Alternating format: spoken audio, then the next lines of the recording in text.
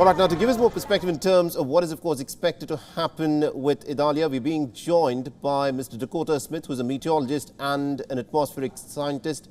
He's, of course, joining us from Colorado. Now, Mr. Smith, this, of course, is going to be really a significant moment where weeks after Tropical Storm Hillary, there is another tropical storm that is set to make its landfall in Florida. And with rising global surface temperatures, the possibility of storm surges and their intensity has in fact gone up over time.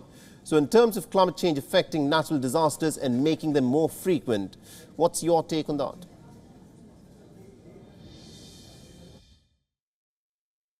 So when it comes to climate change and how it influences weather and natural disasters, it doesn't influence them all the same.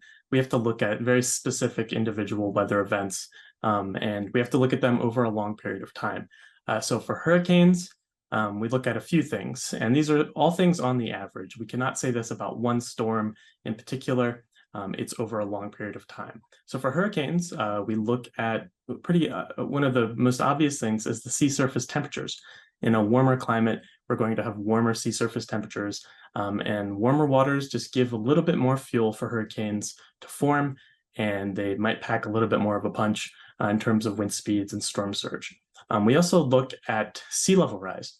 So when we have higher sea levels and they're already higher than what folks are prepared for, when you have storm surge coming in, it's essentially pushing water onto land. So if it's pushing water onto land, sort of on top of sea level rise, waters that are already higher than what we're prepared for can make it all that much worse. And finally, we look at flash floods and rainfall.